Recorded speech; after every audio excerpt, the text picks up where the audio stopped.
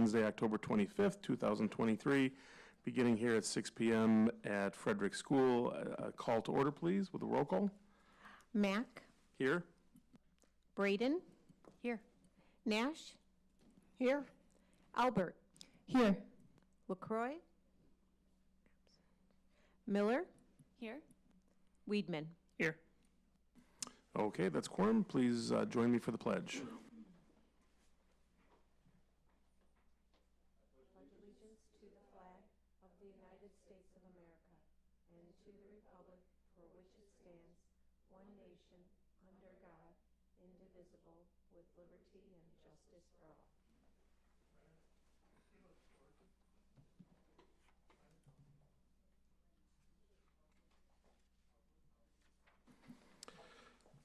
All right, thank you. I need a motion to approve this evening's agenda, please.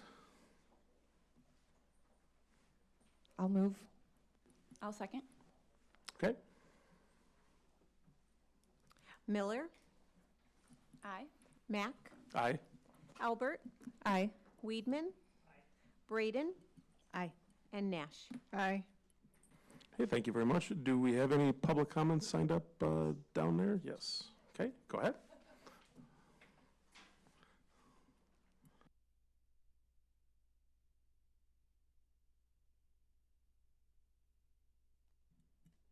Is it on? Can you hear me? Oh, no? Okay, it's on. My name is Liz Wixer, as most of you know. Oh, it's lit up. I don't know if there's a... Hello?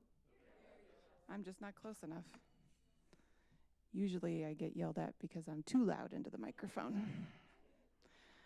Okay.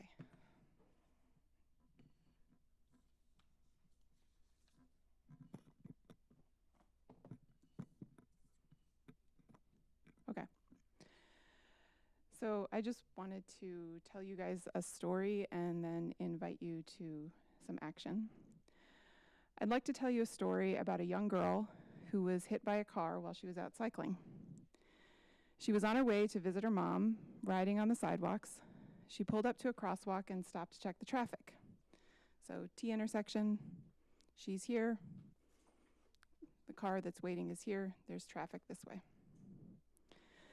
There was a woman driving a car waiting at the one stop sign on the T intersection, her right turn signal blinking.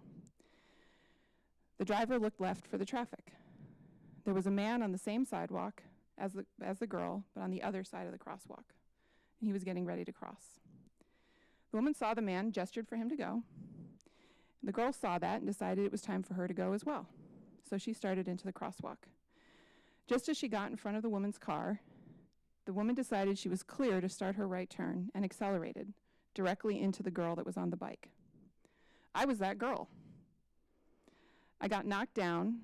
My bike was not rideable anymore.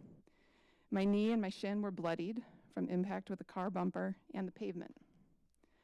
I was scared, crying, and worried I was going to get in trouble for my wrecked bike. I didn't get in trouble. I sobbed during the whole half-mile walk that I still had to get to my mom's office. And I started crying again as soon as she opened the door. My parents were furious at the driver, who basically checked that I wasn't dead and then left. So did the jogger. I was the victim of a hit-and-run accident when I was 12 years old. However, I am here today talking to all of you and still an enthusiastic cyclist, I biked here, because that woman was just starting to accelerate. My story didn't end as a death certificate in Grand Forks, North Dakota, because the driver wasn't going very fast. She didn't take my life, and she didn't take my health, because while piloting a giant metal box, the road infrastructure around her and the presence of other users like the jogger communicated to her that this was not a safe place for her to speed, for her to roll through a stop sign, or to ignore a marked pedestrian crossing. I literally walked away from that accident and was able to continue exerting my independence as a cyclist because her low speed didn't kill or maim me. And I'm sure she remembered the incident for the rest of her life and hopefully always checks right as well as left when making a right turn. I know I did. I always check to make sure a driver actually sees me, and I always check right when I'm in the car as a driver. And I'm very aware of pedestrian traffic when I'm coming up to a crosswalk. We protect the most vulnerable road users, cyclists and pedestrians, not by removing them from the road, but by making them visible, by encouraging more and more people to bike and to walk and to be present visibly in the community and on the roads. I invite D46 to host a bike, walk, and roll to school day. Hosting such a day on a district-wide level supports the district's stated mission, empowering learners by encouraging independence when traveling to and from school, creating equity by enlarging access to before and after school activities to kids who don't have a caregiver who can drive them, and cultivating community by getting our kids literally out into the community while traveling to and from school. The next nationwide Bike, Walk, and Roll to School Day is May 8th, so we have a lot of time to plan. So that's my invitation to all of you, is to seriously consider hosting this event as a district. There is a website that I can email to Lynn and to the board that has more information about ways to present the information and ways to help organize in the community. Thank you. Thank you very much. You said that was May 8th, right? Okay, thank you. Thank you for sharing that story. Yeah, but that's the okay. Thank you very much. Did you want me to go on to performance? Okay, we're gonna, the student athletes will be here in a little bit, so we're actually going to go to performance services, solar update presentation for this evening first. Wonderful, thank you.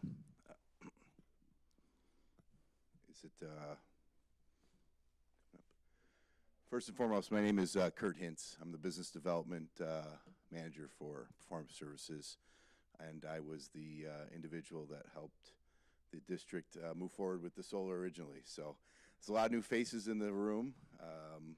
Mr. Mack, I remember you, but I think the board has changed a little bit. But I appreciate Dr. Glickman and Chris having me in today to kind of go through our year 3 solar report. Overall, we are quite pleased with everything that's happened with this project and where it's at. We are working through a few things, and now having Roberto in place I think is going to help us as well. Chris and our team are going through making sure that the access to the system and some of the things that you see are taken care of. So please stop me with any questions. Anything that I cannot possibly answer today, because I am not an engineer, I will get back to Chris right away. But again, I just want to start with the end, which is overall, the system is doing what we wanted it to do and what we expected it to do. So we have 4 sites. Frederick is basically 460 kW system. The middle school is 810. Park you see is 451, and Prairie View. So combined, we're 2.35 megawatt, which is still by far one of the largest in the state, which is exciting. Solar has really skyrocketed even since we went through this whole process, which was back in 2018. The savings that are generated from this last year is over $225,000, so $226,000 in actual energy savings, which is real money that the district is able to obviously offset the original costs and put back into many infrastructure and other opportunities. So that's an exciting thing. The money was spent well, and it's continuing to reach production levels that we want. This just kind of shows where we were in terms of the baseline and projected, and where we are in actual in terms of this year. Frederick and middle school are right where they want to be. We found some things at Park and Prairie View that we had some inverter issues. It is an electronic component, so that those things do happen. We are getting them fixed. They are in the process. Most of them have already been fixed, and the production has gone back right up to where we want it to be. But obviously, this report is in the rear. So everything that happened has happened this past year. In fact, we are almost through year 4 as we stand and talk right now. One of the exciting things is if you look at the district as a whole, what your net usage is for energy, and you are in a negative, which is great. You're down 51% from where you were back when we first started this process, and we first even started talking about doing solar. So it has had a positive impact on the district. Now, that isn't just solar, okay? That is all kinds of different things that the district is doing on a daily basis. But obviously, we're calculating it based on what we had agreed upon in the original, how the baseline would be. And so it's obviously, again, very, very positive. Electrical costs are down. 57% of your electrical costs are down. Now, the rate hasn't really changed as dramatic as potentially we thought, but it has definitely gone up. But even still, what you're spending and what you're needing to spend has gone quite a bit down. So that is exciting as well. We've had some what we would call out of the box, although I don't even know if it's going to be out of the box anymore, weather conditions the last few years, and definitely last year. The polar vortexes, the absolute freezing rain and crazy snow in the middle of the night, which really does affect the solar, is even outside of the 50-year norm where we took the original weather data. Although I do believe that is going to be the new norm, because what we've seen is the weather will impact and has had a pretty substantial impact on all our installations. They are calling for an El Nino, which would mean a warmer, less wet type winter, which is great for this year, because obviously the more opportunity to, it's constantly producing even when it's snowing, but it's obviously producing a lot less when there is snow coverage and freezing rain. So as the climate continues to change and heat up, the solar production should continue to get better. This is kind of an interesting, if you look at your total utility costs, as a district, you're down 63% for this year from what was originally the cost that you were spending on utilities. So it is obviously has to do with the solar, but again, it has to do with just pure energy costs, and we think that is kind of impactful. The investment that was made was a large investment, and there is a return, and so we want you to be able to scream that from the rooftops. Overall, it's not in here, but I just wanted to say the district has seen about just shy of 1.5 million in actual energy dollars back, and so that is that's a large number, multiple years, but is obviously impressive. And again, I just feel like it emphasizes the fact that doing the solar for energy purposes and reducing the out-of-pocket expenses was the right idea.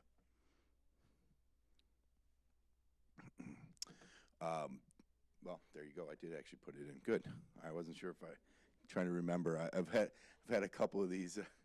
So there, that kind of shows the impact. So that is a combined energy savings, that is combined demand savings, and there's also the SREC income that the district was able to secure, which that program has changed multiple times, and you had a very favorable program. And so something you'll have to continue to produce, and we've talked, but as long as the panels stay in place, they're going to keep producing, and the savings will be there.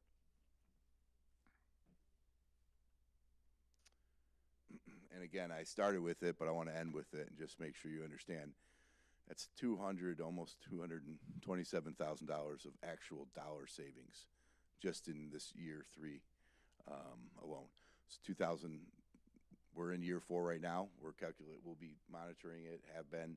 We found some issues, like we said, and then we had those taken care of, and we are still working through a few things at Park, but it's really just more of a technical issue than a actual system issue. The inverters have been replaced, the ones that were problem. So And this shows you where you're at revenue, like I said, with energy savings, with the SRECs, with total. And you're still owed about, like I said, $330,000 plus in SREC income. That also was through COVID, which was, as everyone knows, different. But your buildings were running much more than they are now, too, something that we've noticed. So it's nice to see that everything is back to the new normal. Can't say normal anymore, but the new normal.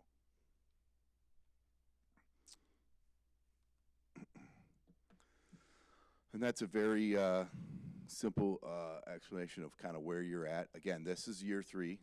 We'll be finishing up year 4, and obviously now we've been in a lot more contact with Chris and having Roberto there. We'll be out to do the year 4 much sooner than October. We typically will do that next summer. Would be the plan. Questions? Awesome, thank you very much. It's impressive to see. It's, I'll open it up to really questions is. from, yeah. We compare it to a lot of other districts that have the same, but hitting that 99% in dollars is kind of really, really exciting.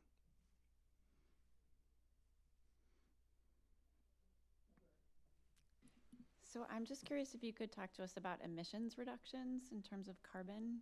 I know in our budget book, thank you, Chris, there's some information about that, but could you tell us about what we've done to help the environment, please? Yes. Let me, because I know there were some emails going back and forth with Chris and Brian today, so I'll make sure I have the exact numbers. The lifetime, let's see here, Chris.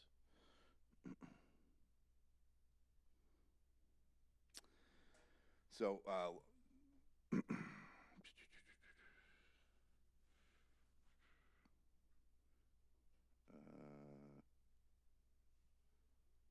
trying to find where you had the actual offset number.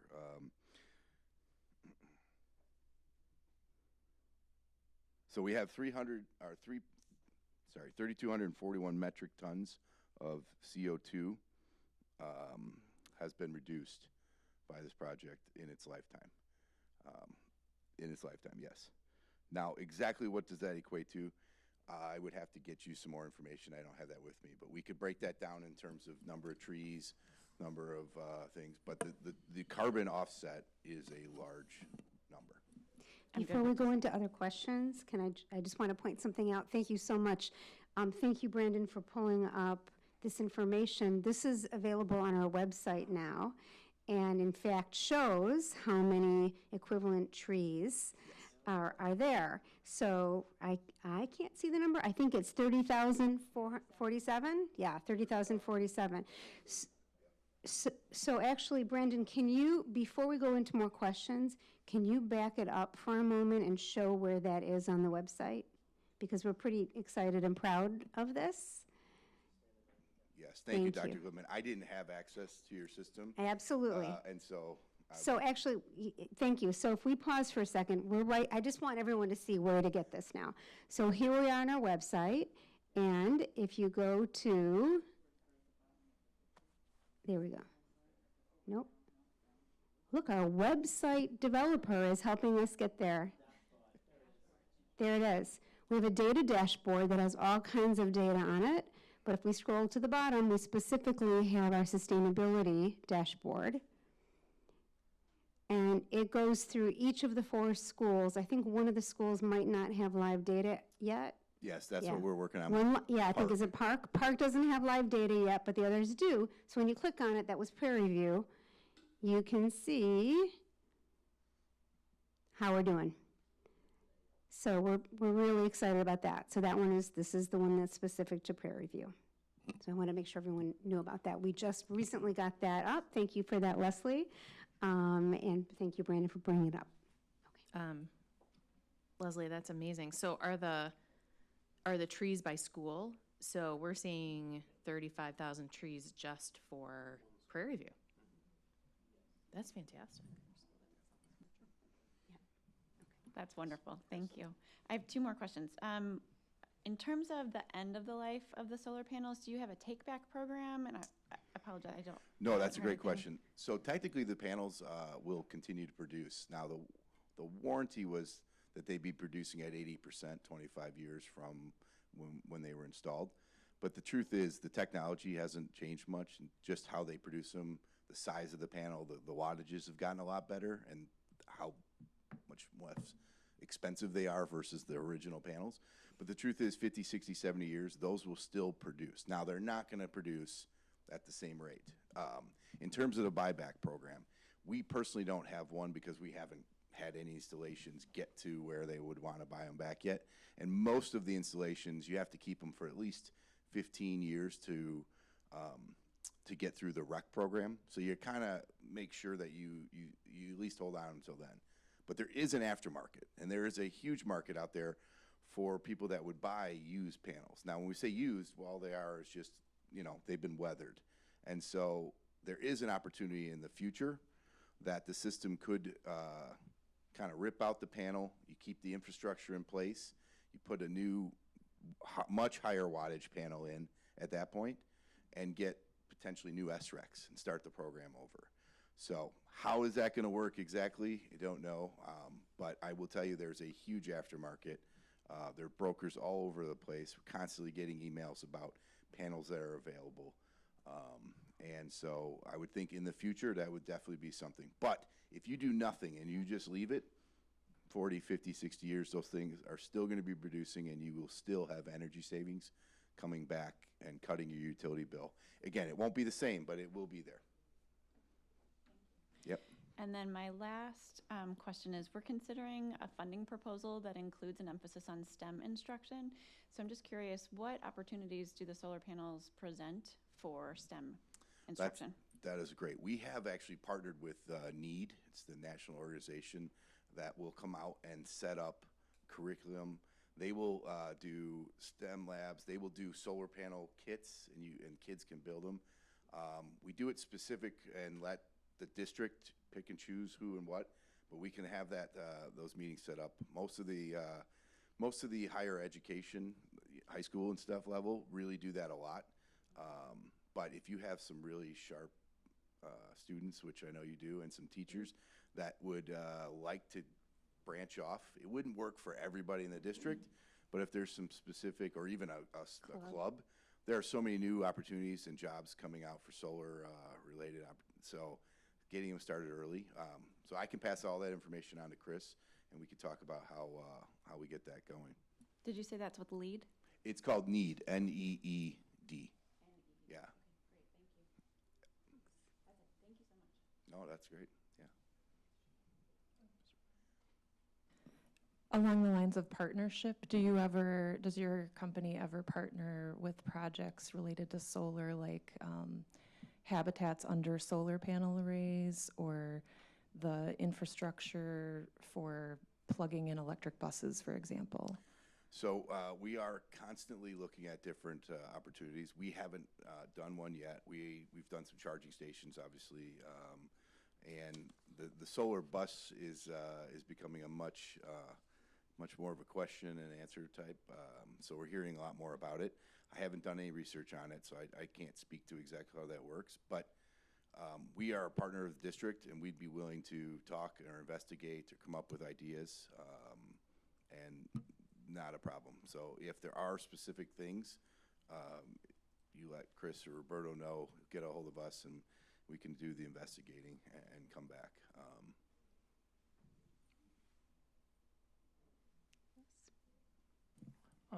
The only thing, this isn't necessarily a question for you, but just more of a comment, is it's nice to see that the investment that we put into the solar panels is paying the dividends back, right? We're probably a year or two from paying them off completely, and according to the chart that you had up there, we are probably about half of the amount of money that we actually invested has already been paid back in just 3 years, going on 4. So it's nice to see that investment that we put into our schools and trying to save energy is paying off. Yeah, could not agree more. That utility cost to ComEd is a fixed cost that you never can get rid of. So it's nice when you can limit it or eliminate most most of it. I just wanted to comment also that we do want our families to know about this, so certainly we hope people are watching the board meeting. We also highlighted solar in this week's newsletter, family newsletter, so that went out today. So we hope that people will be reading about the newsletter, the solar projects that way too. Thank you very much. Thank you very much. Thank you. Sounds like. Okay, we do have our student athletes being honored tonight. Dr. Glickman will usher them in.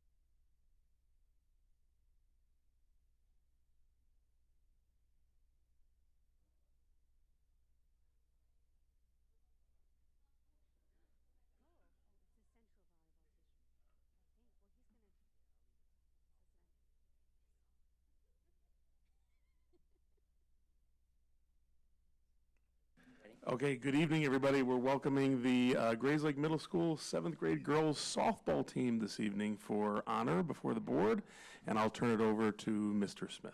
Good evening, everyone. Thank you again for the invite. Apologize. It's on. Should be on. I pushed the button. The red light's on. Really close. There it is. Okay, I wasn't close enough. All right, I'll start over. All right, good evening, everyone. Thank you for the invite tonight.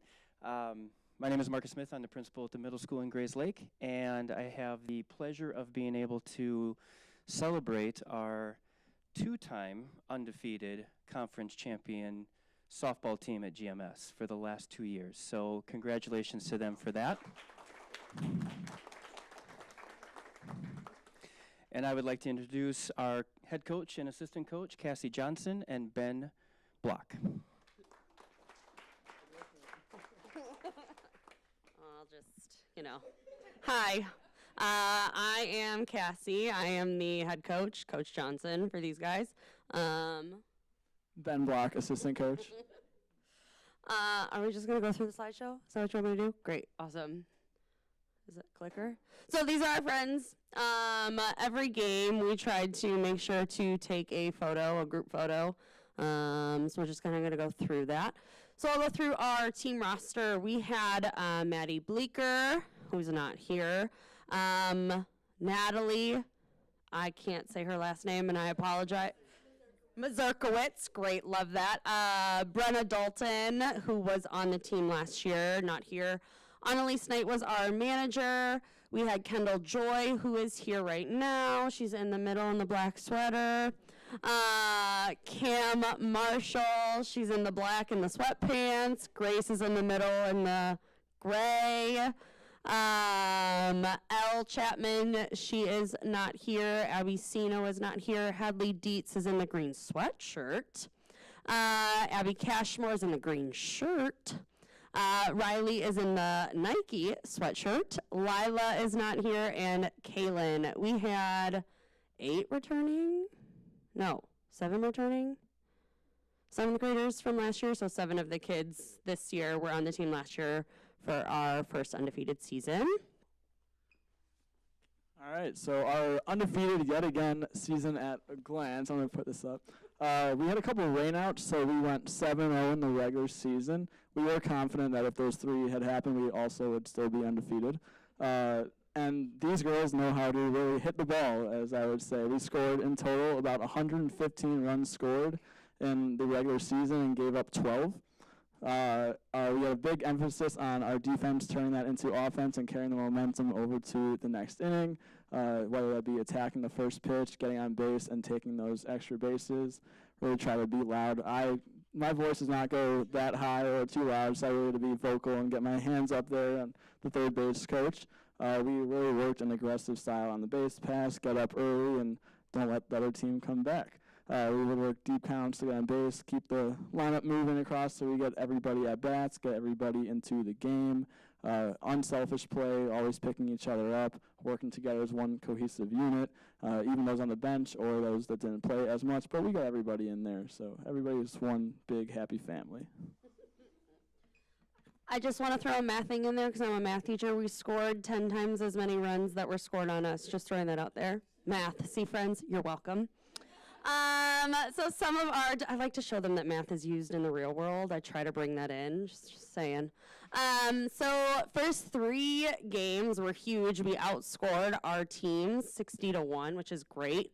We had 5 starting pitchers this year. Grace, who is here, and Riley, who's here. And Abby, she pitched one of our conference games. She did great. A lot of our games had some big hits, like Mr. Block said. Lots of triples, lots of doubles.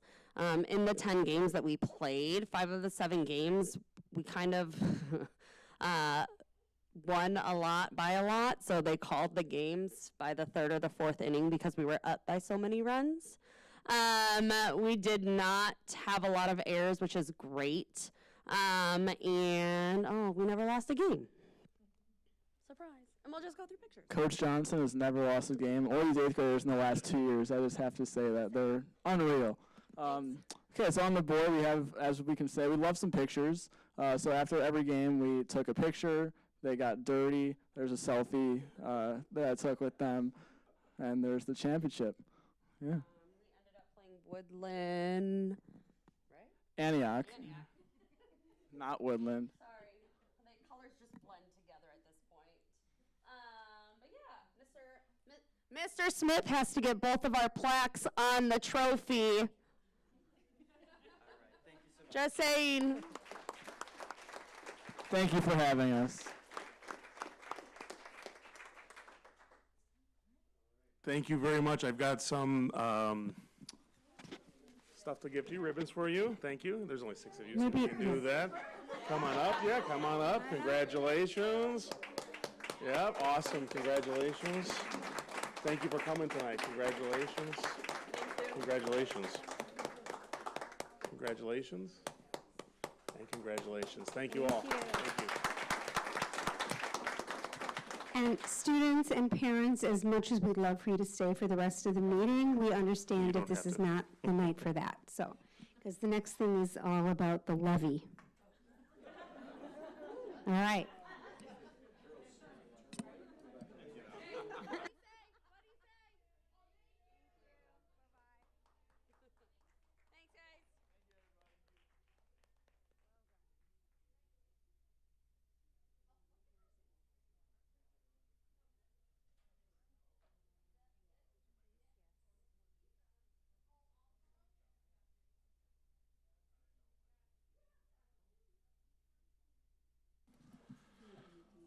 No, it's okay. I got the.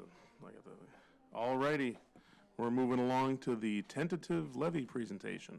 As exciting, if not more, than the softball presentation. You really don't.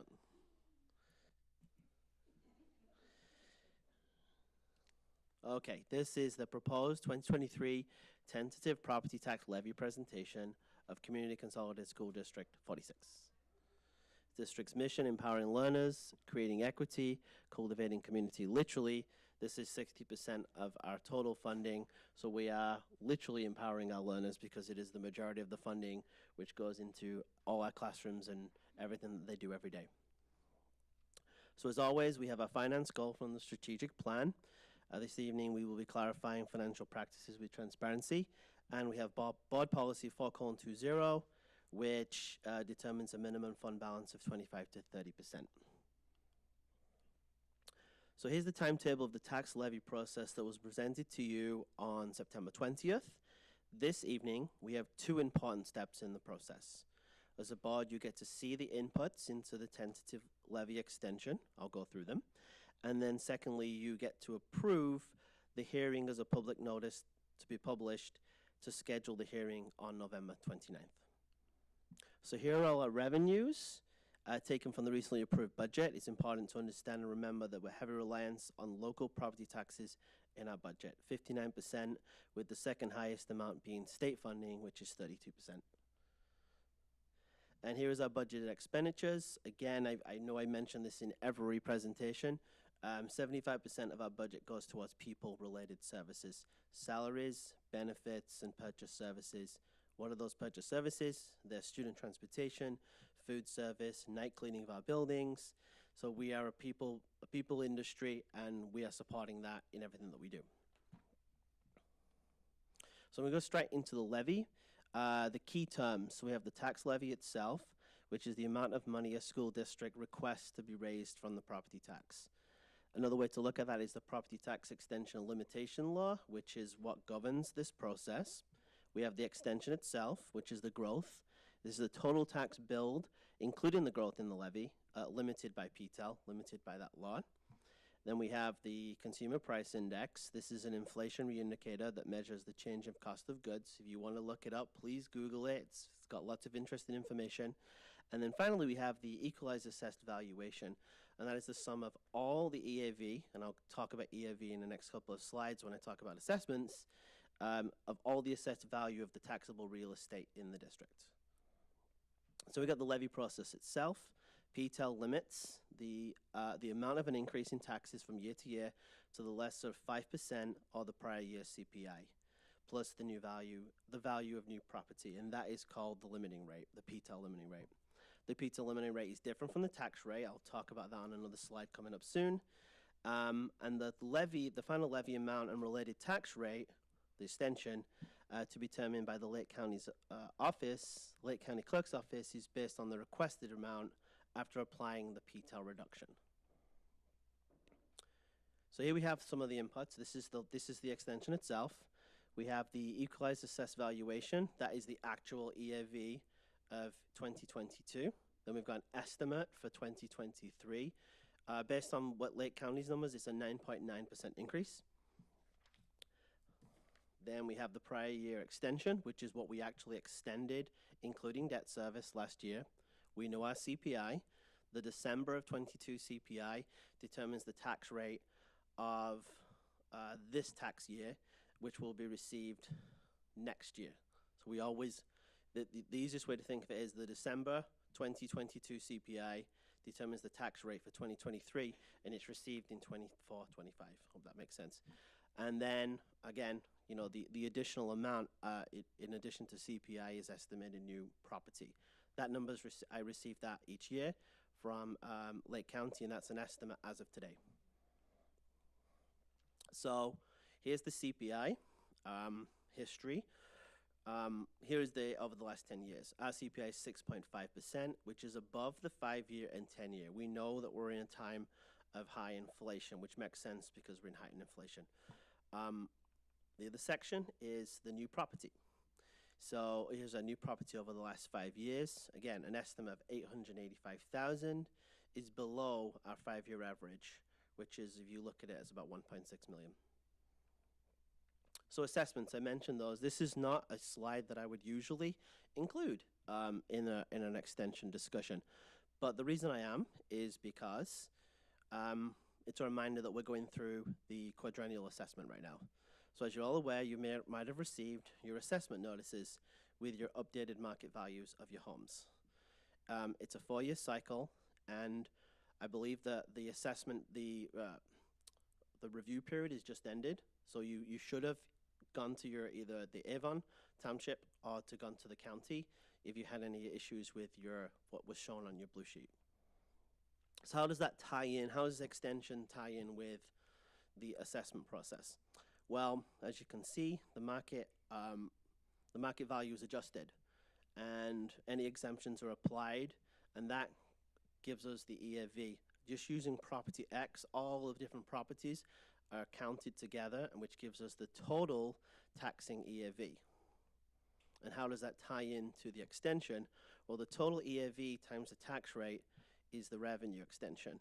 So as you can see, this is how the tax rate ties those two together. And you can also adjust that equation to actually figure out the tax rate. And just so you know, here is a copy of a example property tax bill. There is a really great amount of information on the Lake County website, on the assessor's website. There are videos on there which explain all this, and it goes line by line through this. So if you have any more information about if you want any more information about the assessment process, please look at Lake County's really great website. All right, I have to go through this one. This is Public Act 102-0895. It was signed into law last year. This is the second time I'm doing this, but I have to disclose the school district's fund balance, and here is our unaudited 6/30/2023 balances. So why do we levy to PTEL? Why are we levying to 5% to the full extent of the law? Because we're a Tier 1 district. We have only 65% adequacy as per the 2022 Illinois report card. We have a new one coming out soon, so it will be updated, but that's the most updated version. ESSA funding is non-recurring. It was pandemic relief. And finally, our capital needs are beyond our operating levy capacity. Our long-range plan is $36.7 million of total work that needs to be completed, and we don't have enough money from our operating to accomplish those things. So in summary, the levy request represents a 5.9% increase of last year's extension. It's actually 5.17 if you include the debt service and the CEDO IMRF. Several Lake County school districts actually levy for the IMRF portion of the CEDO component, and it's directly collected on our behalf and we pay it to them annually. What are we asking for? $41.9 million. What do we think we'll receive? $41.6. And that is the proposed 2023 tentative property tax levy presentation. Do I have any questions from the board?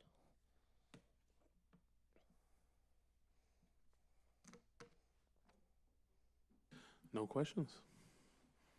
Thank you, Mr. Wildman. Thank you.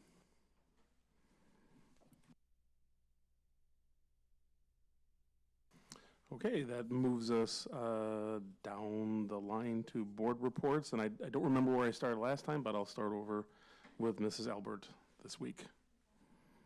All right, I have a couple things I want to share. First, the Foundation 46 will have their first fundraiser of the year as a dine-in share at the Vine on November 9th. I believe there was a section about that in the district newsletter that went out today. So if you want more information, look for it there.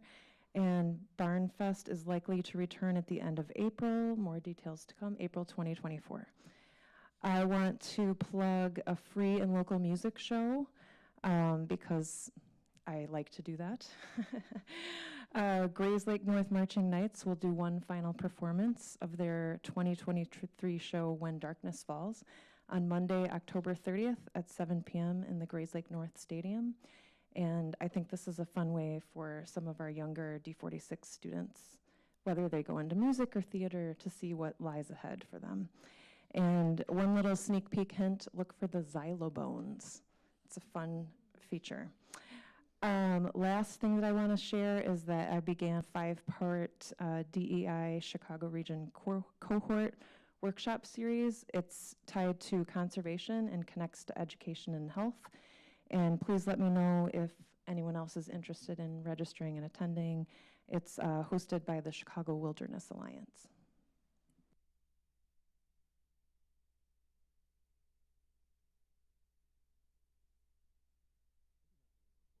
So I'll pass it down the table.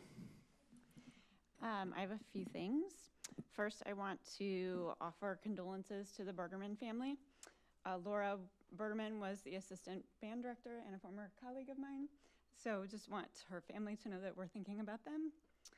And Dan, Maddie, and Peyton. Also, on October 20th, we had our community cafe.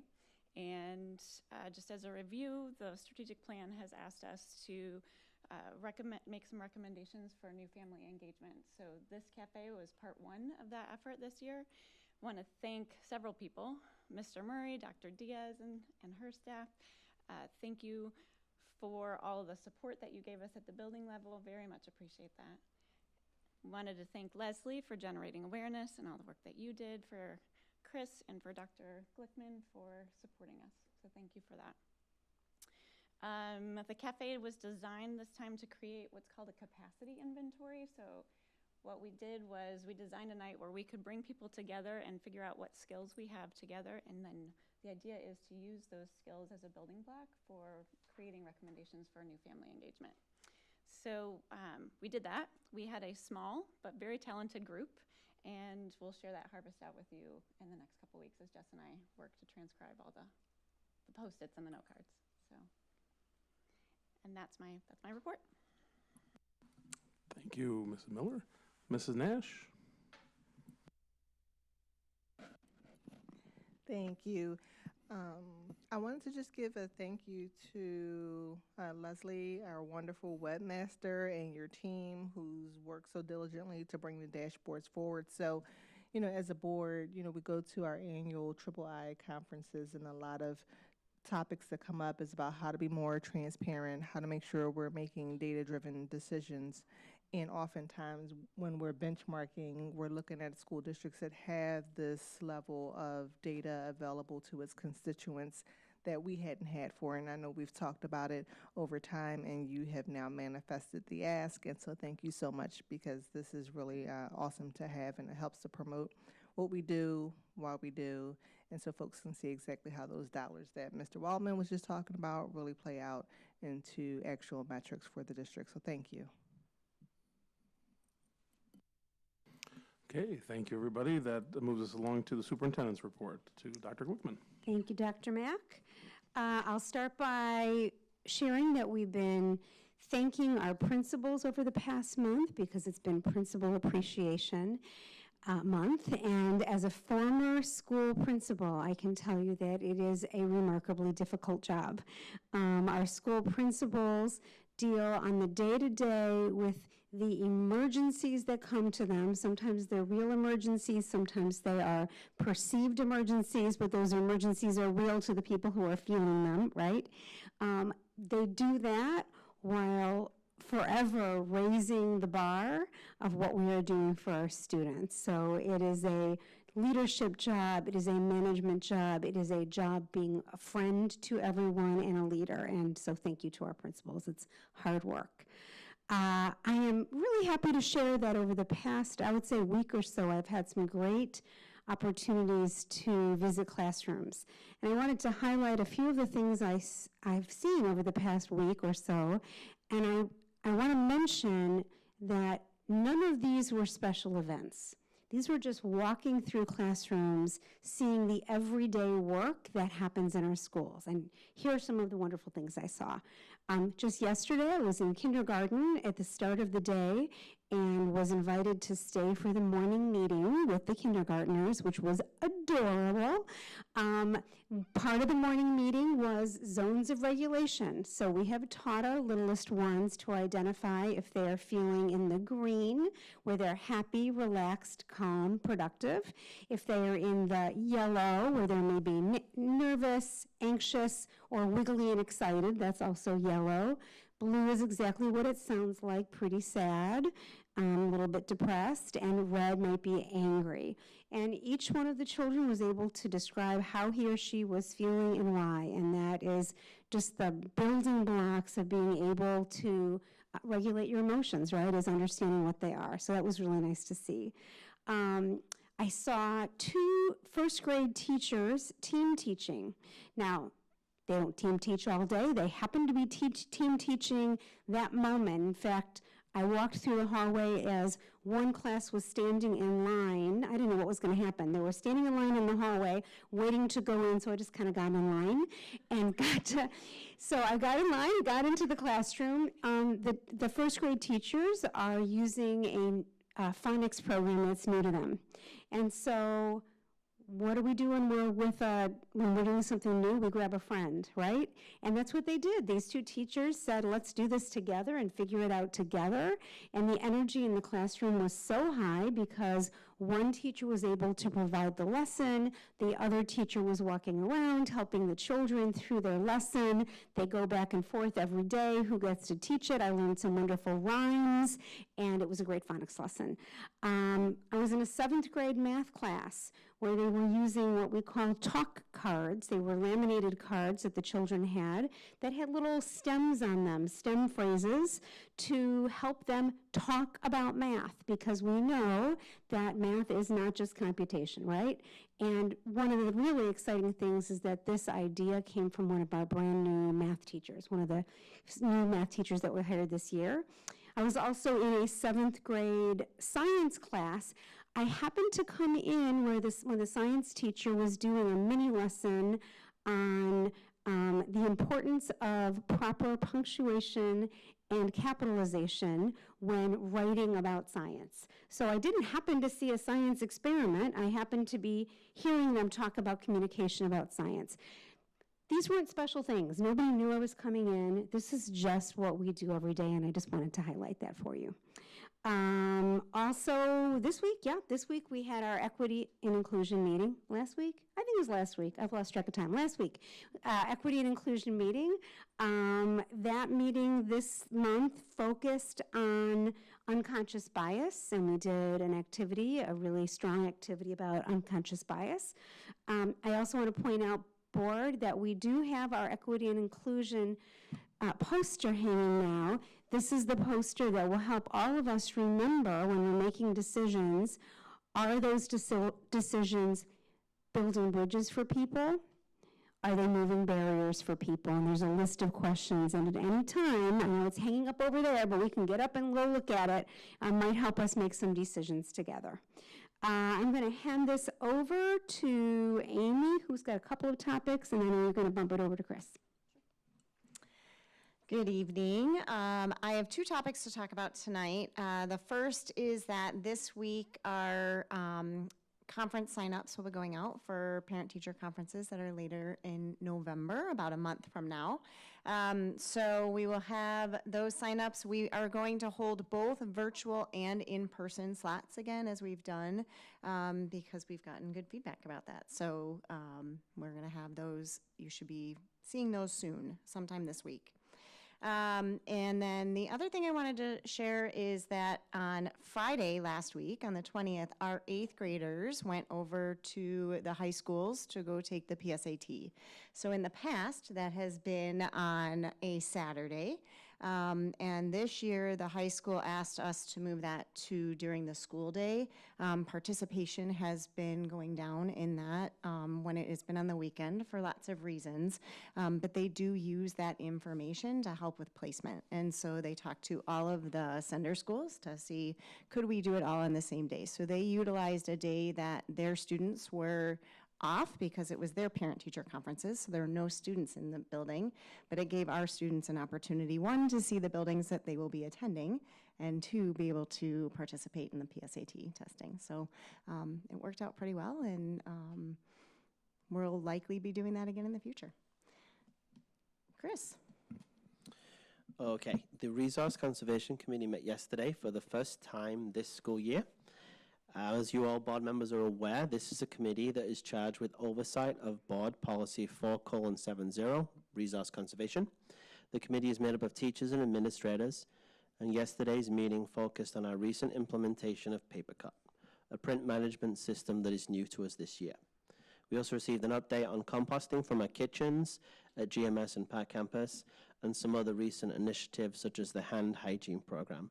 Our next meeting is scheduled for February 14th, which I believe is St. Valentine's Day. That's it for the superintendent's report today. Wonderful. Thank you, everybody. Okay, that brings us to the consent agenda. I will need a motion to approve this evening's consent agenda, please. I'll move. I'll second. Okay. Braden. Aye. Nash. Aye. Albert. Aye. Miller. Aye. Mack. Aye. And Weedman. Okay, wonderful, thank you. Action items are next up, so we've got a few items to vote on this evening. The first, I need a motion to approve the resolution of the proposed 2023 tentative tax levy and schedule the public hearing on the 2023 tax levy and issue a notification to the public. I'll move. I'll second. Okay. Weedman, Aye. Miller, Aye. Mack, Aye. Nash, Aye. Braden, Aye. and Albert. Aye. Okay, next up, need a motion to approve the amended board meeting calendar, which I think was for that change in May, right? Yes, okay. So moved. I'll second. Okay, thank you. Braden, Aye. Albert, Aye. Miller, Aye. Mack, Aye. Weedman, Aye. and Nash. Aye. Okay, motion approved. I need to get a motion, please, to approve the train contracts as presented to us. So moved. I'll second. Okay. Albert, Aye. Mack, Aye. Braden, Aye. Miller, Aye. Nash, Aye. and Weedman. Aye. Next, I need a motion to approve the fiscal year 23 EIS compensation report, please. I'll move. Second. Any questions? Oh, okay, go ahead. Mack, Aye. Braden, Aye. Albert, Aye. Miller, Aye. Weedman, Aye. and Nash. Aye.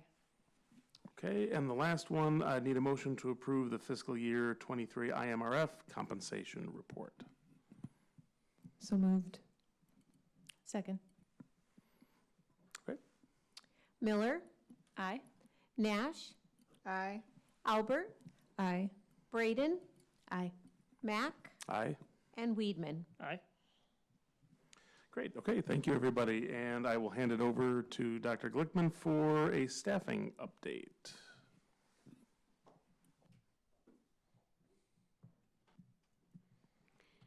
Thank you, Dr. Mack. Yeah, it's working? Yeah. All right. I'm providing this update for you on behalf of Dr. Woke, who wasn't able to be here this evening. And Brandon, do we have that presentation ready to roll? That's not what I'm asking about. This is a staffing update. It's okay. If we don't, frankly, it's 2 slides that are very, very short, and I think, but board, you already have access to it. Yeah, so that's okay. I can just talk through it if it didn't come your way. It might not have come your way. All right. So Dr. Woke asked me to share, I can put this down. Dr. Woke asked me to share where we are with staffing right now in our school district. And he took a look at where we were at this time last year as well and kind of made some comparisons. So I'm going to start by just talking about where we are today, starting with today, in the last few weeks, starting with certified staff. So currently we have, but it would be helpful if I actually had these in front of me. It's coming up? Yeah, because I don't have it memorized, so I actually would like to look at the slide. So we're just going to hang out for a moment until this slide comes up. Thank you.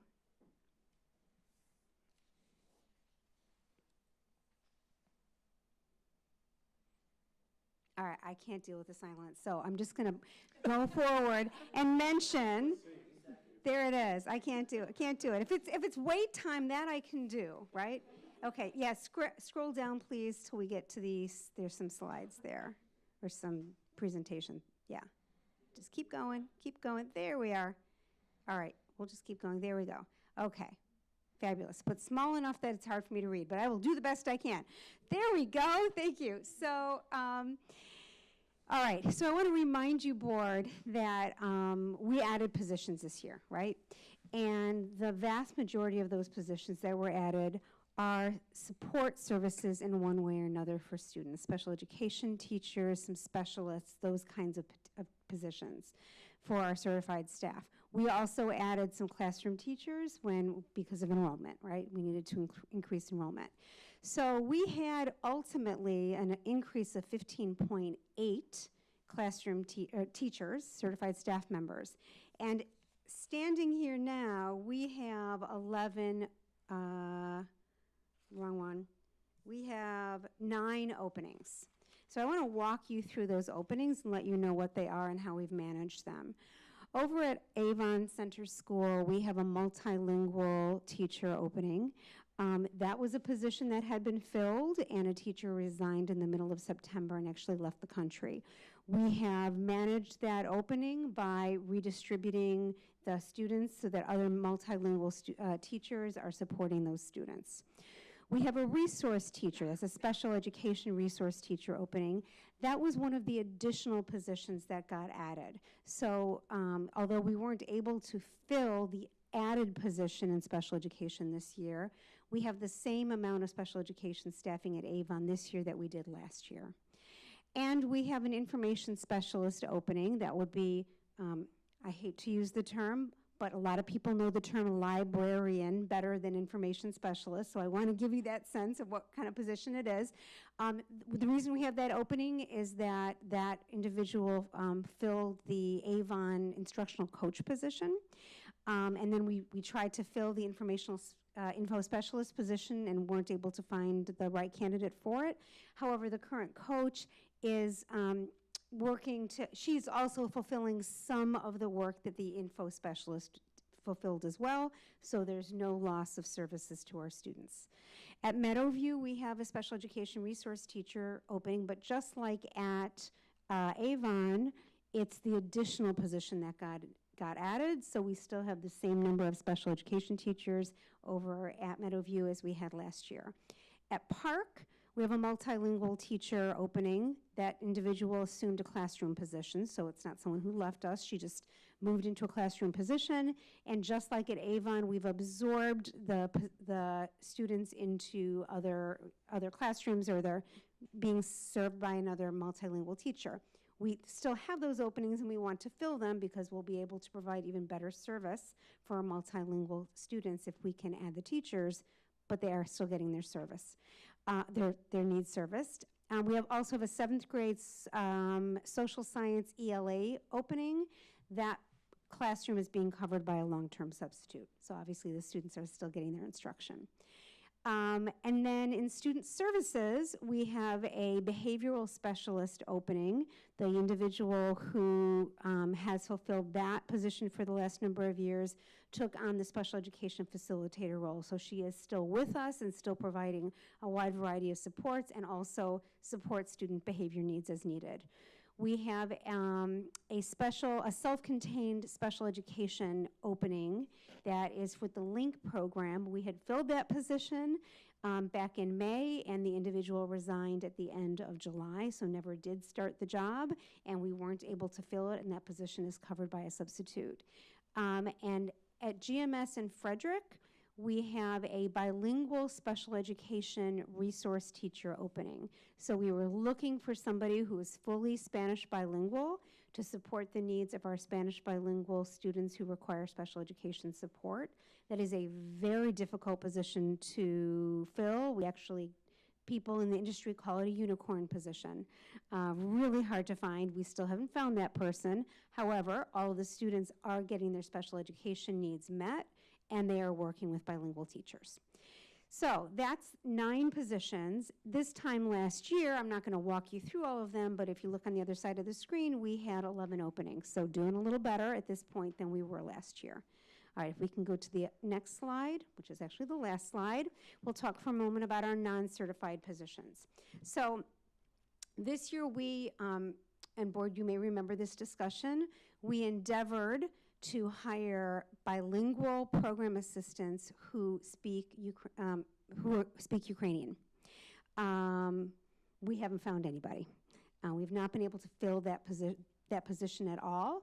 We continue to support the needs of our Ukrainian students by bringing in specialists from the outside. So we have translators that are working for us still.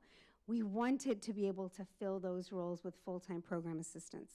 The folks just did not apply for the positions. So that's the bottom of the screen. I'm just jumping down to that. But we currently have 10 openings at this time, plus the 5 Ukrainian special education, 5 Ukrainian bilingual assistants that we didn't fill. So really 15, but it's 10 plus the 5, because that was a new position. So of those other 10, 2 of them in our O&M department, and I know, Roberto, we've been interviewing people for both of those roles, right? For custodian and maintenance, and hopefully we'll get those wrapped up really quickly.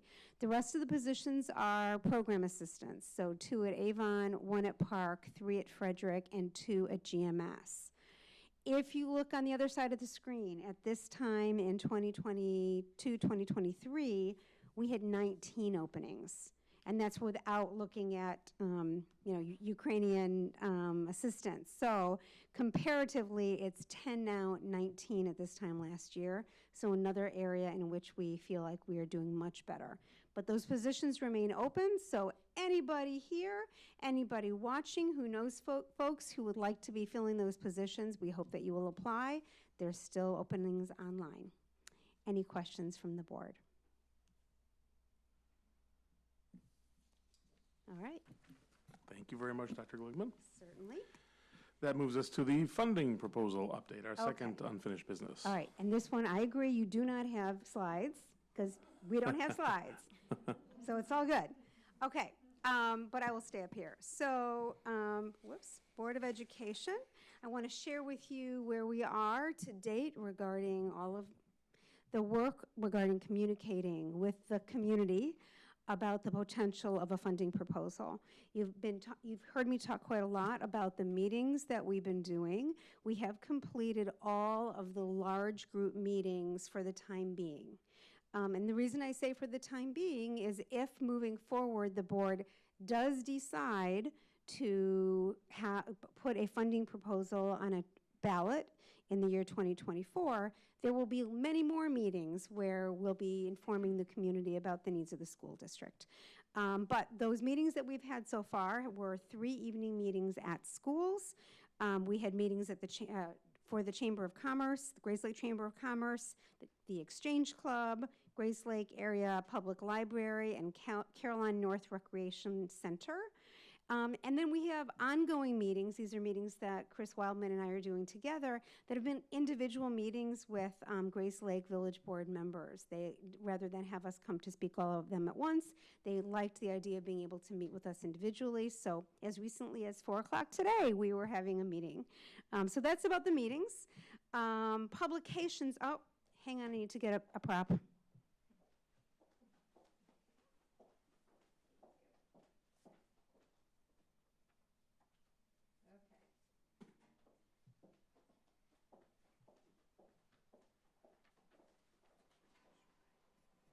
All right, a number of, I think 3 different publications have shown up for our taxpayers at home, all of our residents at home. This is the last one that came, the Public Opinion Survey. I just want to make sure, I'm gonna milk this for a moment, because if anybody watching this has this sitting in a pile somewhere, it's not, that happens in homes, right? It's not too late to fill it out. So we hope that people will. There's also a QR code on it so that people can fill it out electronically as well. This is a great way for the community to let you know, board, what they are thinking about this whole topic and this whole conversation about the possibility of a funding proposal on an upcoming ballot. Upcoming, on November 6th, there's a Citizens Task Force meeting. That's the same group that met twice last spring, beginning of the summer, to talk about the needs of the district. You'll remember, board, that that group made a recommendation to me, and I made a recommendation to you. Well, that's how it's going to go again. So on November 6th, that group is coming together again. Their agenda is to review the public feedback from the outreach efforts. In other words, they're going to find out what the results of this survey was, okay, along with all of the other public opinion research that will be occurring. They're going to discuss it. They're going to discuss proposal options and timing.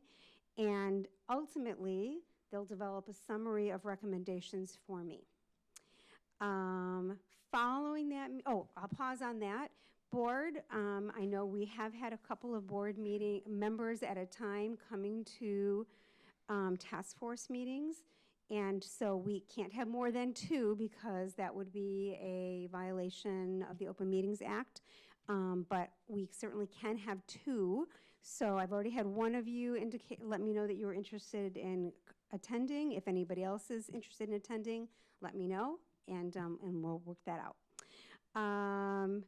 Following that meeting on November 8th, all of that information will come to you, board, in an open meeting, right? Public meeting, just like this one is. So Paul Hanley, along with another one of his colleagues, will come and share with you everything that was gathered back from the community.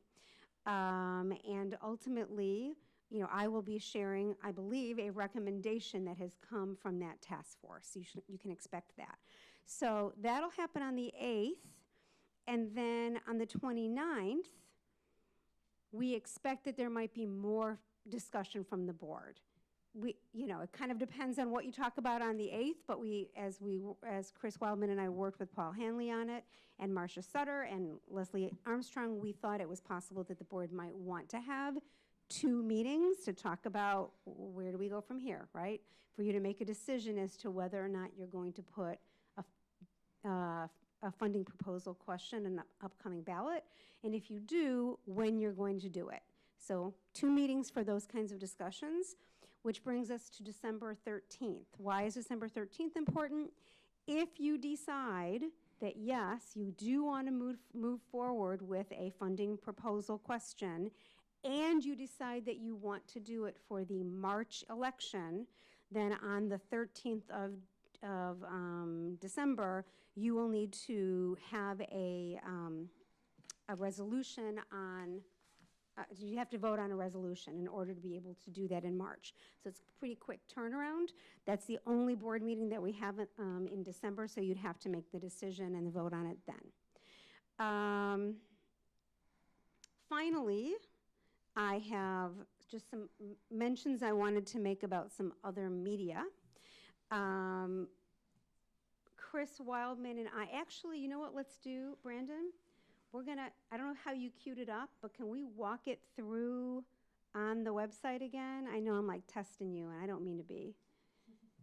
This is not Test Brandon Day, but it seems like it is. Okay, so we're gonna do this together because I want people to know how to get to it, all right? So here we are on our homepage with these adorable children, and underneath our Empowering Learners, Creating Equity, Cultivating Community, we have 2 buttons. And look, Brandon is showing us the Maintaining Excellence one. Okay, let's click on that.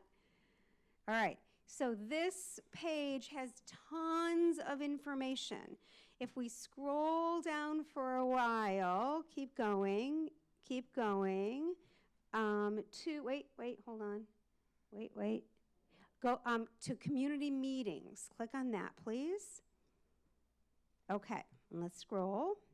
Thank you. All right, we're not going to watch this video, please. It's very long.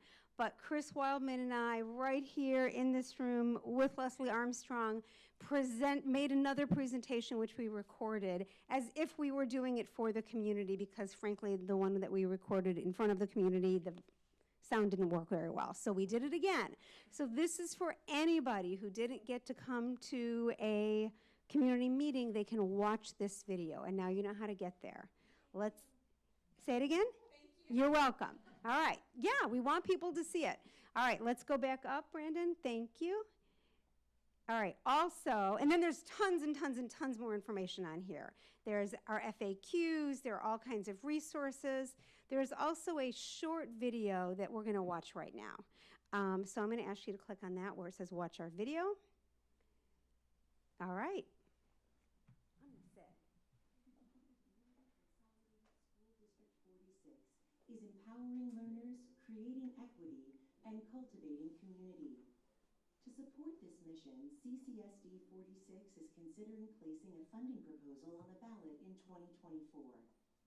If approved by voters, the district would be able to address its highest priority capital facility and operating needs, while also providing for a net tax rate decrease.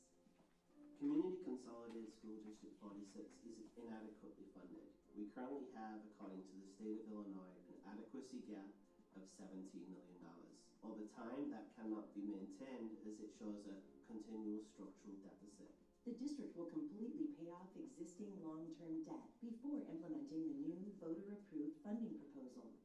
This would allow for a net tax rate decrease of 10 cents per $100 of equalized assessed value, or an estimated reduction in taxes of $90.45 per year for a home with a fair market value of $300,000. The proceeds of the limiting rate increase would raise $6 million and be evenly split each year between capital facility and operating needs.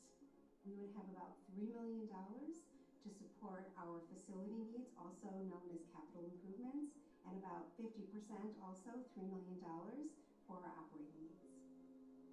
Regarding the capital needs, there will be a special focus on infrastructure needs of our school district. These are our maintenance needs. This is the work that must be done in order for us to protect what we already have, to keep our buildings in beautiful working order for many years to come. When it comes to the current state of the facilities, needs, and infrastructure for the school district, some of the needs we're looking to address are mechanical and electrical, plumbing, ADA accessibility, HVAC and air quality, paving and sidewalks, energy inefficiencies, outdated libraries and media centers, and poorly configured student support service spaces. A portion of the limiting rate proceeds would go toward updating the district's aging libraries and media centers, which are used by every student, so they are better aligned with how students do research and projects today. This includes creating flexible spaces that can be used for STEM learning: science, technology, engineering, and math. The current challenges with the media center spaces are they're not as flexible. We have old computer labs with stationary counters and tables that we can't use.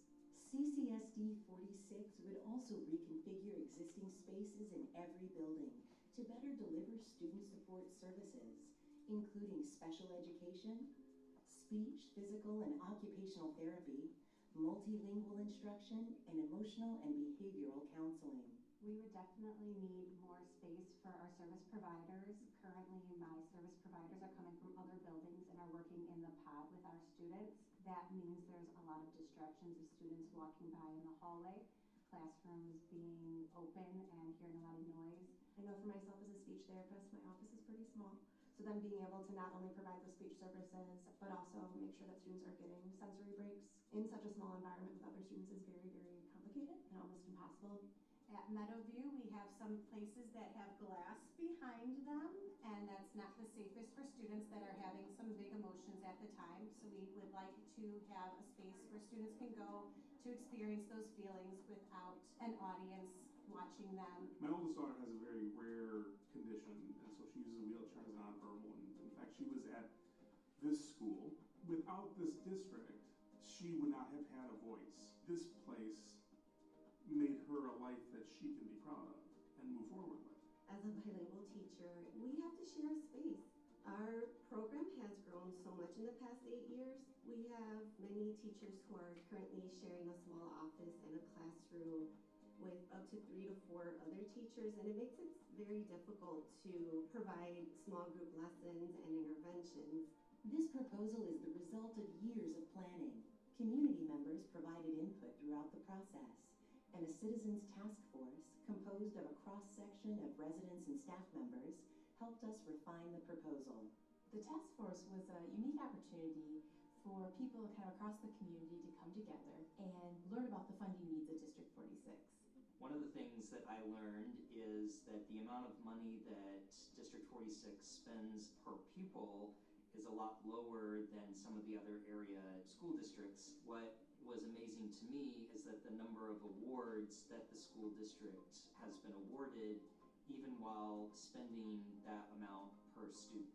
I think that's really a testament to our teachers, to our staff, and to our administrators that they are able to do that in the position that they've been put in because of our lower tax base. I think our staff in District 46 has done a really, really great job working with what we have and really making it work for our students. However, just the needs of our students are increasing, so our spaces are becoming more and more limited.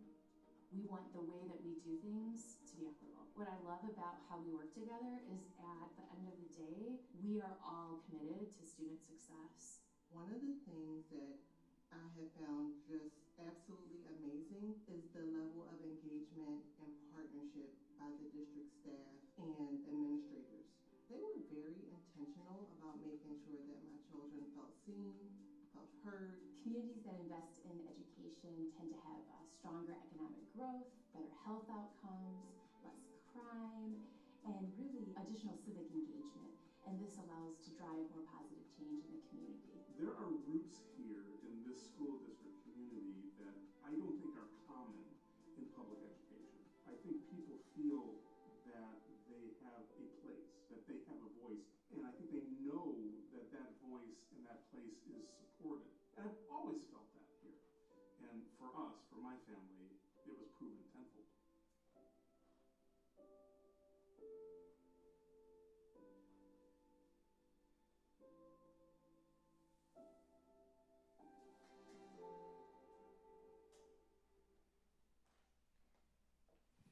All righty. Well, I would certainly like to thank all of the people who helped create that video, particularly those in the room. Thank you, Mrs. Nash. Thank you, Dr. Mack. Thank you, Mrs. Braden, for being a part of it. Nobody likes to watch themselves on video. I can attest to that. So we all did. Really, thank you. Thank you, Chris. Thank you, Roberto. Anyway, that's it for my update today. Board, does anyone have any questions or comments about where we are at this time? Okay. Thank you very much.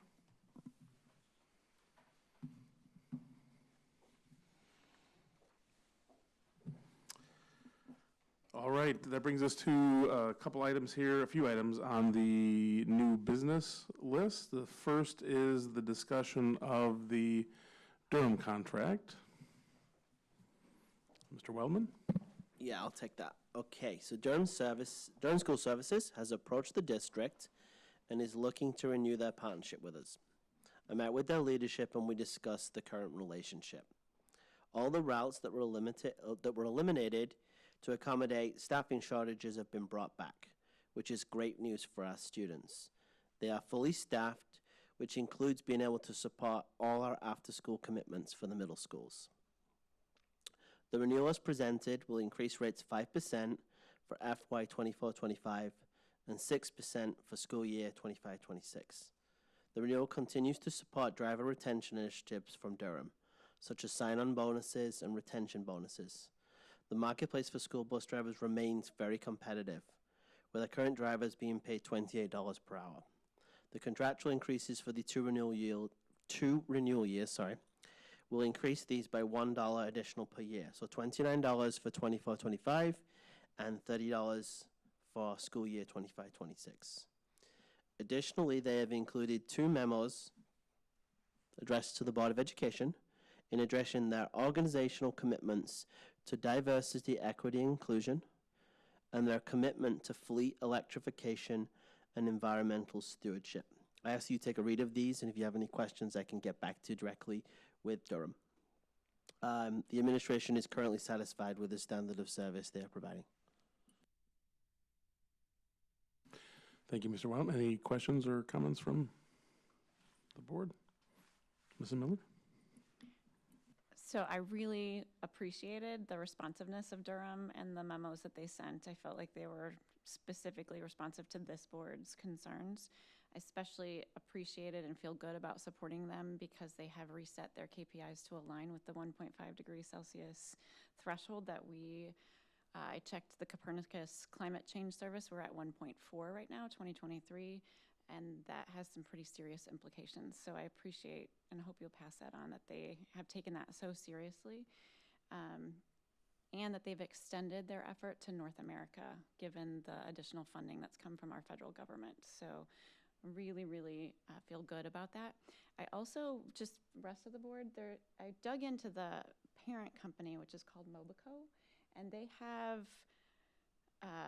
they have a procurement policy that I thought we might want to take a look at because it includes what's called a supplier's code of conduct. So they're actually trying to reset their whole supply chain to make sure that everyone they buy materials and goods and services from is aligned with them in their commitment to environment and to equity. And so I just thought it might be something we might want to take a look at as we think about our procurement policy. So thank you to them and to you for bringing that to us. Ms. Albert, any other comments? Go ahead. Yeah, I just wanted to make sure that in the memo that they provided, what are their specific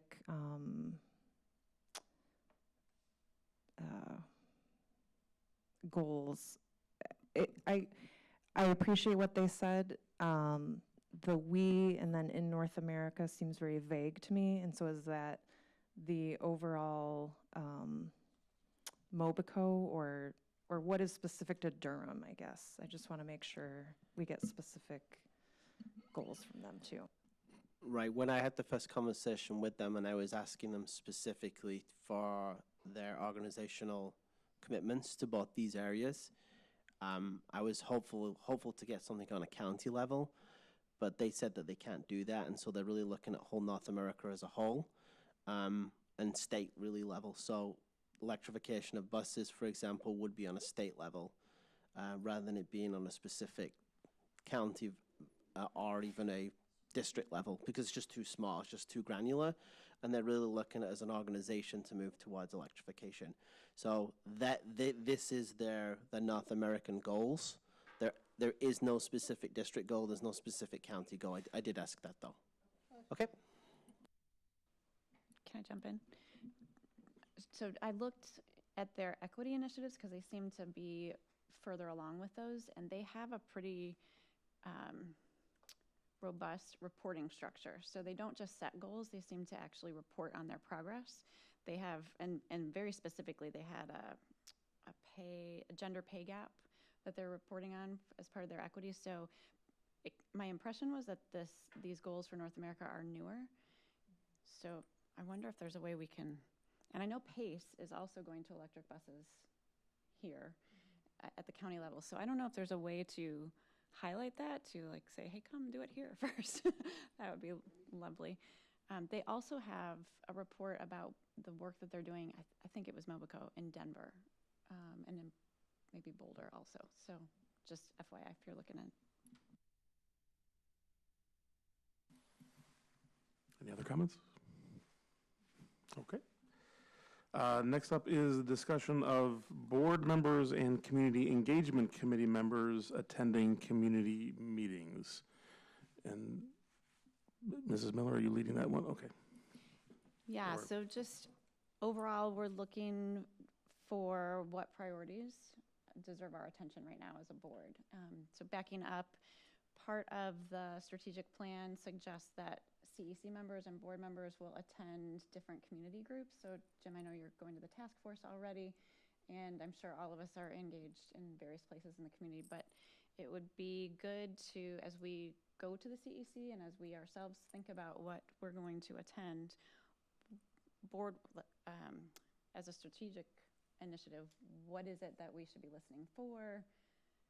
As an example, I have, Jess and I think we both have interest in the strategic goal to investigate renewable energy sources, so I'm going to be listening with an ear to that.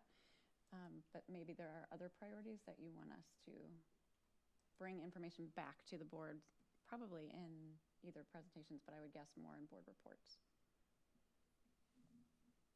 And for me, are you thinking like specific topic issues or just in terms of being more out there and attending? I know for me personally, I would like to attend more meetings of like organizations. Like I would like to be more present, for example, at District 127 meetings and have a better understanding and presence at those meetings and participate in them as a public member. But I'd also like to see if we can, just something to think about. I'd like to have maybe develop a vision, like a matrix, so we know who's going to what. And so I know that, I'm going to District 127, that means that if somebody else wants to, then we can just talk about it, or they don't have to go to District 127. And if you're going to, if you're going to another organization, Chamber of Commerce or library or wherever you're at, we know who's going to what, so that we have a, maybe a Google form or Google Sheets or something to track where we are going. I think that would be efficient for us to understand and what to expect for reports. Did I get that okay, or did I go off into left field somewhere? No, that was great. Okay. Okay, so what I'm hearing is that we want to have some sort of awareness of who's going to what when, and perhaps a priority for like or similar organizations, specifically D127, which actually I have on my calendar. And That's I where was I'm thinking going. just on the, like, you had mentioned, with an ear towards sustainability or, energy renew, and I was thinking just, if we just are more engaged in knowing each other is what Yeah. I would like to do. And I'd like to go to a library one, like. Yeah, just- I can put that together and send it out. I think there might be a connection to the task force because the education pipeline, right, D46, 127, and CLC, the last time I looked, and it's been a few months, I think we are, if not the largest employer in our community, we are at the top. So I think there might be some overlap into economic development and into the village's work as well. And Trustee Davies and Trustee Magnetta have been very supportive of our community cafes, so some of it's already starting. So, yeah. I think one of the things, no matter which one you're going to, you need to keep an ear into the financial part of how it's going to affect our district, right? So if you're going to, let's say you're going to go to Round Lake Beach Village Board meeting, right? They're part of our community, or even Round Lake, they're part of our community. You go to one of those, what are their proposals coming in towards them as far as their economic development? Where are they putting at Fairfield and 120, right? That's a big spot over there in our district that could actually have some economic impact on us. Or are they going to put more houses, right? That has a different type of impact, so that we can plan for the future. So I think any of these meetings we go to, we have to make sure, we have to be listening for how it's going to directly impact our students and our finances. I would think would be the biggest priority out of all that, because that's our job, is to protect that stuff.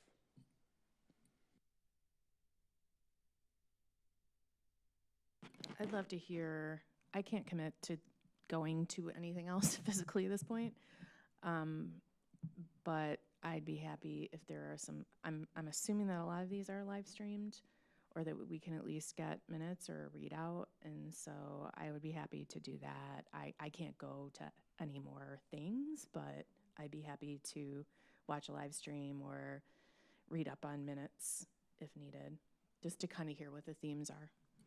Yeah, all the villages put their meeting minutes, and some of them have live stream or replays. And just to be clear, this goal was not meant to add anything to anyone else's plate. We're all doing a lot already. It just more was meant to kind of consolidate what we're learning together so that we can make sense of it as we create our own strategic plans. So no pressure. I know that you're doing a ton already. But I think more and more bodies are live streaming and hopefully having recording. So I think that's great because it just makes it more accessible to everybody, including us. So. I will say, if you're looking for kind of a quick way to contribute, the library has their strategic plan survey out right now. I got an email, so I think if you go on their website too, it's a quick survey, but there might be some overlap in strategic direction since our libraries are in the same community. So that might be an easy way to influence.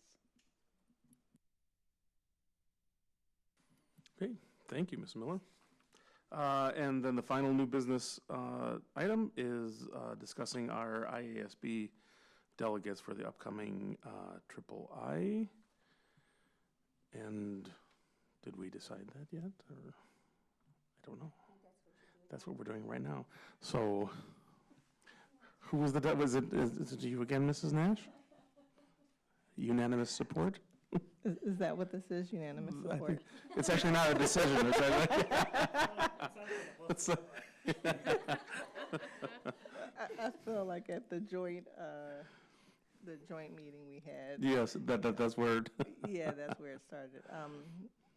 Mrs. Albert, did you have a preference? Did you want to shadow this year? I know we had talked about last year, you just starting to get closer to the work and you had some interest in potentially being involved, so. Yeah, I'd love to shadow, Shadow? because I'm someone who to see what's happening, observe, and then take it on. So Okay. I'm glad you didn't ask me to do it this year. So, yes, I will gladly serve as our Wonderful. delegate So for thank you, Mrs. Nash, for 46. serving in that capacity and leading us into that meeting, and Mrs. Albert for shadowing this time. And Dr. Mack, can I do a PSA? yes, So the annual delegate assembly will take place this year on Saturday, November 18th at 10:30 a.m. We have our next meeting, I believe, November 8th. That would be the next meeting prior to the delegate assembly. As I could tell from a cursory review, there are 5 new resolutions, so a little bit lighter than it has been in years past. So 5 new resolutions. 4 have already been struck as do not adopt, so they're in the report for information only. So we really only be considering or reviewing and voting on 5 new resolutions. To the best that I can tell, there are no changes to the position statements either. So there's nothing new for 2023 out there. That said, I'll forward out the resolution report to push it up to the top of you guys' inbox. And then we can use, I believe what we did before was just an Excel workbook just to get a sense for yes, no. And then we would calibrate during our November 8th board meeting on the final. Is that good? Yeah, probably, we need to do it through a Google form or something so that it's, but we can work that part out. Okay. Okay. I seem to remember, not that we want to do this, but the ones that are recommended do not. You can bring that to be challenged in the room. You can. If we wanted to be like, no, we want to push for this to go to a vote. We could. We could. That was something that. So maybe it's was just, new. is there anyone that anyone feels that strongly about? Maybe that's just one of the other questions that we can ask when we're together on the 8th. Okay. And we can send you in there to make it happen. Yeah. Lay the hammer. All right. thank you. Thank you. Dr. Mack, can I ask a question? I'm sorry. Yes, of course. Will we have an alternate delegate? Will that be Mrs. Albert or, okay.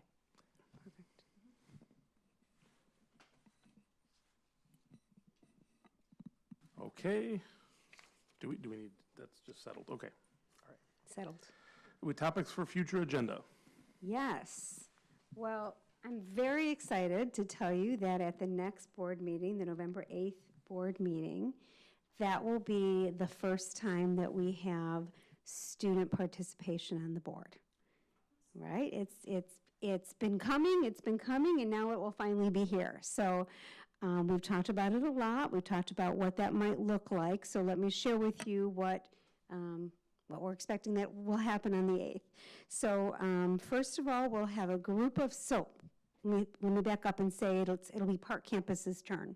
So they're doing it first, and we have a group of students who will be coming to make a presentation. That's the leader of the PAC group, and they'll be sharing kind of the work that they've been doing in their school as leaders at their school. So they'll be making a presentation, but then following that, they're going to be sitting up here at the board. Sue, you and I have not even talked about it, but I have kind of assumed we would just add another, we'd extend the table a little bit. We're going to want to let our young friends sit together. Maybe what we can do is kind of put them here somewhere and, maybe in between Jason and Jessica, and we'll just move everyone else down, right? So that they can be at the table.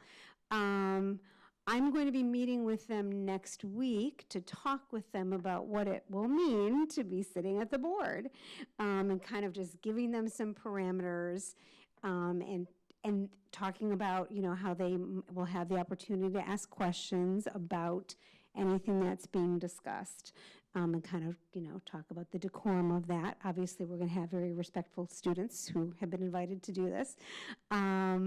And then I'm actually going to talk with them about what's going to be on the board agenda so that they're aware. And as we talk about a few of those things in a moment, you'll understand why there's some that I'm really going to need to make sure I explain to them ahead of time. So that's happening at the next board meeting. Before I go any further, does anybody have any questions or comments about that? Okay. Yeah, I am too. All right. Then we have another student group coming also from Park Campus. We kind of worked it out so that there'll be more Park Campus students here that day. Athletes, the soccer team who won their conference. They took first in the conference and they're coming and we'll be celebrating them. Then we have World Architects coming to share the Health Life Safety Report. So I will be explaining to our young Park students what in the world that means ahead of time. And then we have, so earlier when Chris Wildman was sharing, you know, talking about the levy, he talked a little bit about how you can go onto the Lake County website to learn about assessment, but also we've invited the Lake County assessor and treasurer to come speak to the board to also talk about assessment. We thought that this might be a nice time to be able to do that. Any questions or comments about that? Okay. And then, as I mentioned earlier, we'll be doing a presentation about the funding proposal update. The funding proposal update will include research results and discussion. So you'll be getting a chance to see what it is that the community has said about the potential of a proposal and begin the process of making a decision about what you want to do. So I'll be talking with our young students, about that as well, so that they understand what that conversation's about. So that's what, oh, and then we will also have the delegate discussion, or the discussion about the resolutions. Anything else for the next meeting that I've missed? Okay, and then November 29th, yes. Yeah, I said that at the end, yeah. Did you say the resource conservation too, or is that I didn't, because we just shared information as through the superintendent's report. We give an update from it, and then, yeah, and then we're going to be meeting again in February.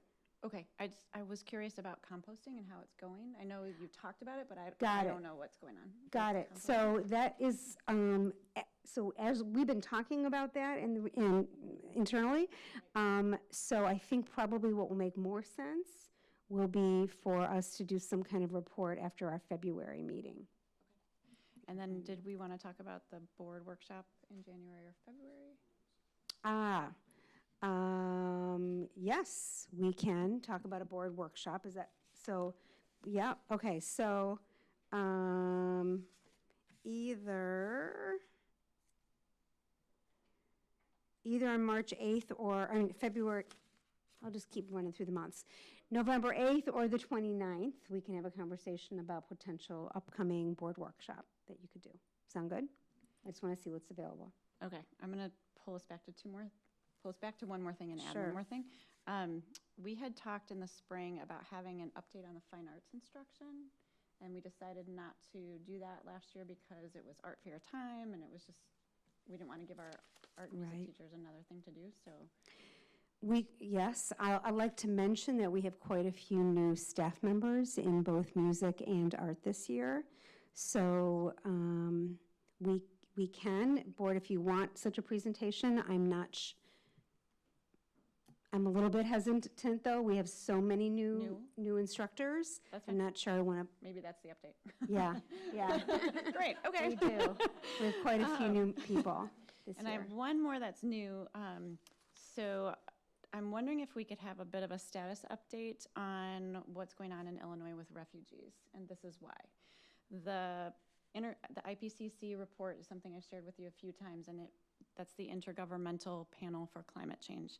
It predicts with high and medium confidence that the climate and weather conditions are going to displace people in North America, Central America, and South America. So that's one thing. And then I've been reading a lot about the buses of refugees that are coming into Chicago and hearing about those and wondering how that's going to impact us. So I'm curious about kind of what's going on with, Dr. Diaz, I think this would fall on your shoulders, so I'm not sure if that's a good fit, Dr. Glickman, or not, but I'm wondering if we could have an update on what we can expect so we can start thinking about that. So that is a conversation we have been having. Whether we do it as a separate board report, or a separate report, or we include it as the part of the superintendent's report, I'm not sure. But is that information that the board in general would like to have access to? Yeah, okay. All right, so we'll talk about when makes sense to do that. Thank you. Okay. Yeah. Okay, and then February 29th, there's a finance committee meeting prior to the board meeting. Board members, remember that that'll start at 5 o'clock, since board meetings start at 6. And although, some board members are officially a part of the finance committee, all board members are certainly invited to that meeting. There will be a presentation of the audit and 5-year projections, correct? Yep. Yeah. November 20. Again with the February. November. Okay. I know. Wow. All right. We've done November 8th, and then after November 8th, the next meeting will be November 29th. But I appreciate that people are listening to me. Let's start with that. There we go. All right. And it will start with a 5 o'clock finance committee meeting, and you know what will happen then. Okay. We will, on the 29th, I'm not sure if that's true. Okay. We'll have the audit approval, and we'll have a safety and security update, most likely. We think we'll have them. We might wait until December, but we think we'll do that on the 29th. And assumption that we're probably having more discussion about the funding proposal update.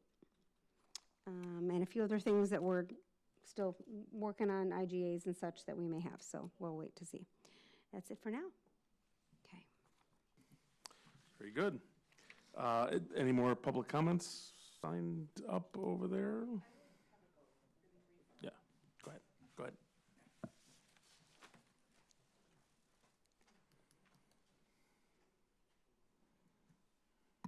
This is more of the student. Sorry, you have my name already, Liz Wixer. Lynn, the students that are coming, do you want the contact information for our student reps? I don't know if they'd maybe want to check in with what it's like at the high school with the student rep. Oh, yes. Okay. Sure, that'd be great. Yeah. And also just, this is incredibly energizing. Thank you guys. No, thank you. Okay. We do have a closed session this evening, so I do need a motion to move into closed session, and we are going to be discussing things that fall under 2 of the regulations, Public Act 5 ILCS 120/2, paragraph C1, and Public Act 5 ILCS 120/2, paragraph C2. C1 is the appointment, employment, compensation, discipline, performance, or dismissal of specific employees or specific individuals. And the second one is collective negotiating matters between the public body and its employees or their representatives, or deliberations concerning salary schedules for one or more classes of employees. And I need a motion to move into closed session. We don't anticipate anything coming out of closed session, so we will adjourn from closed session. Did I get it? Okay. Okay. I will make that. I'll second. Okay. Nash. Aye. Miller. Aye. Mack. Aye.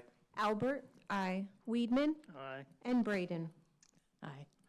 Okay, we're going into closed session. Thank you, everybody, for being here tonight.